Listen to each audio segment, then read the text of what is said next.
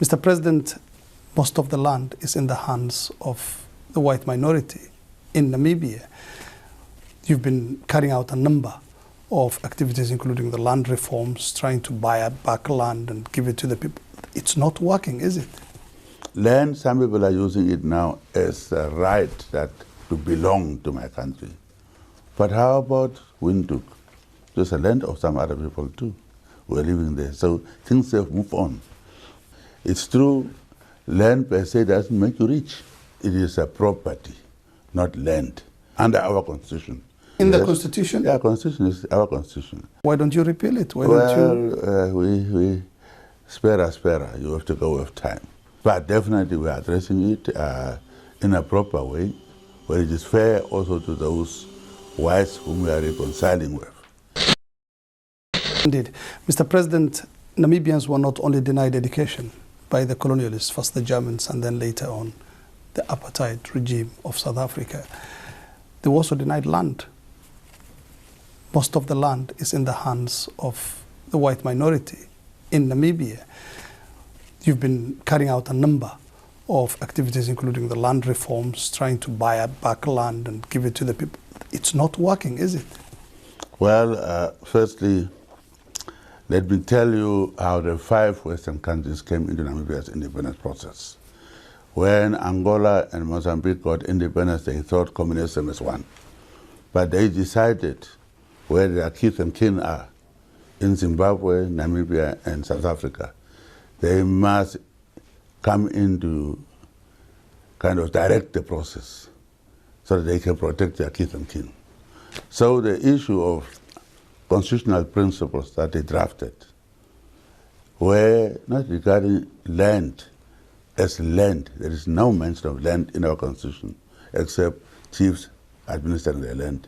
It was made to be a property so that the property of person cannot just be taken away from them under our constitution.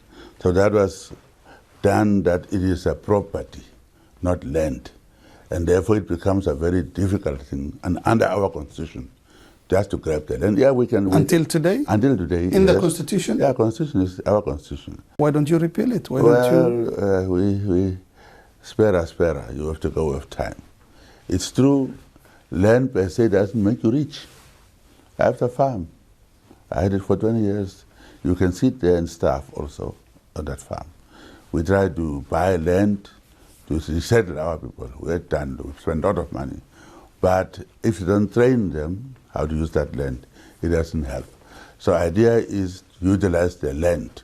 Or let me also ask you, if everybody is in towns, they have jobs, are they going to ask for land?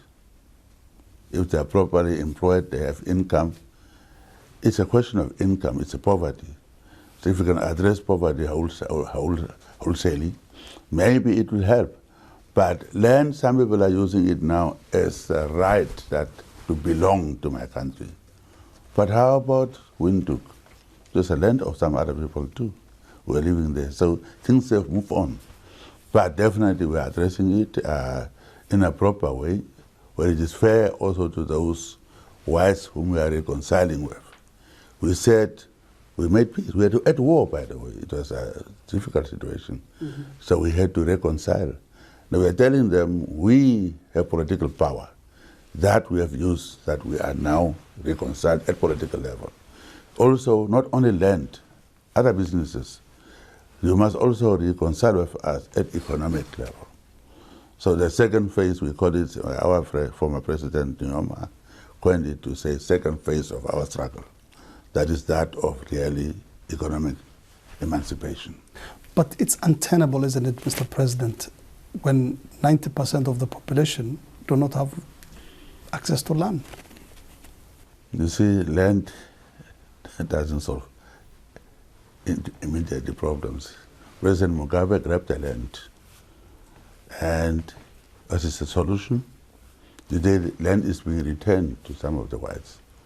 So grabbing it alone is not going to also solve the problem. So we have to do it in a way that there must be a win-win one day to maintain peace also. You have situations where people are going to come when their kids and kins are being attacked. You saw right now what is happening. I was in Brussels. NATO people were meeting that they didn't invite me or consult me. Russians were maybe having their meetings there, they didn't consult me. But today, we are being urged to condemn and so on, while ignoring us as nobodies, because we are small people. But because to fight their wars now, we want us to have a say. Why didn't they consult me? That's my point. So that's how things work in this world. So we have to do it our own way, what is going to be good for us. But some would say, I've been speaking to some Namibians who say it's not a question of not having access to land. It is a question of, are you the right person? Because most of the political elite have got huge commercial farms. So is it a matter of access rather than, the situation as you're explaining it? I was born on a white man's farm. I could have grabbed that farm. Would you be happy with that? I bought a farm where I was born to call it my home. I could have grabbed the land. I could have instigated people to grab the land. But would we have had peace we have today? So I bought a land where I was born so that I can say I have actually, it is a home. Because I'm from Senda, people who are from the north say, I'm going home to north. So I was saying, Hake, where do you belong? That's why I had to say, let me go and buy the farm where I was born, in the area. That's what I did. So I didn't buy that farm to make profit. I said it will be my home, where I am from. That's why I bought it. And I had to buy it. I should have taken it, isn't it? But to maintain peace, I bought so that we can be fair to everybody.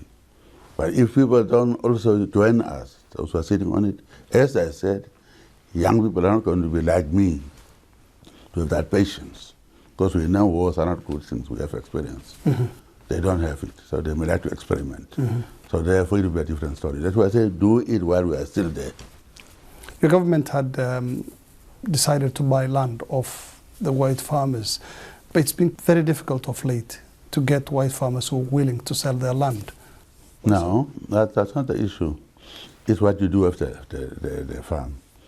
The law says if you want to sell a land, they must first make a first offer to the government. And government gets a first offer, they will look at the farm, whether it's suitable for the settlement or not. And then if you can release it, that's the time they can sell it. Of course, they were trying to have some other ways to street also. But the issue is education in that field, farming. We were settling people at the farms without training them, and they were failing while the land was there. So we were trying to review that process. Let's talk about Namibia as a country endowed with resources. It's where the desert meets the sea and its breathtaking beauty and tourism and all the wildlife. How is tourism coming along? The last I knew was 1 million visitors. Any increase in the number of tourists recently? It was 1.7, but with this enemy that came to visit us also, it went down. It's picking up now again. I'm told somebody was just reporting to me. What enemy is that? Yeah, it is uninvited COVID-19. Yes. That's an uninvited enemy, which changed when we were trying to plan, I think this way, I call them independent intervening variable. We had planned with these variables we had and trying to go this way, and all of a sudden this independent intervening variable called COVID-19 came in, changed completely our trajectory. So there's been a reduction in the number of tourists coming to the country? Of course, everywhere in the world. So tourists couldn't travel. Yeah. So obviously it went down, but I'm saying it's starting to pick up now. Yeah. Somebody was just a Nigerian who told me, I was at the coast, it was full. So recently your government announced plans to sell through an auction, 170 elephants. Why is that? And who were the elephants sold to? See, people own things proper. It's a kind of a capitalistic country. Mm-hmm. Now, if somebody has elephants at their farms, they are selling it, but we control it.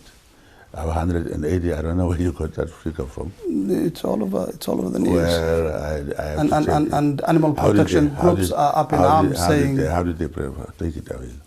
So who are did you see them? Did you see them being taken away? How did they transport them? No, they've been captured as we speak. Are they being transported by who? And where to?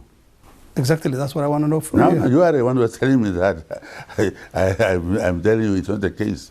So you now will so tell me who is catching. Are you saying there have been no sale of elephants? If they sell, they have a right to sell it. It's their property. But it's the heritage of the people of Namibia. It's heritage because we saved it. Europeans don't have those things. They killed theirs. The British are telling me about lions. Do they have lions in Britain? We have them.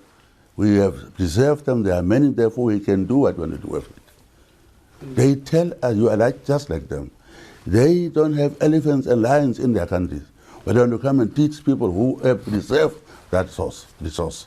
So there you have it, guys. Our African leaders try to do their best, in their speeches and try to make speeches that actually to show, their efforts in trying to help manage the challenges which Africa is actually facing through and has been facing through since the colonial times. And so we here to really listen to these speeches and to share our thoughts in the comments. And so whatever it is you guys think about these speeches, please do share your thoughts in the comments. Thank you for watching, guys. I really hope you enjoyed this video.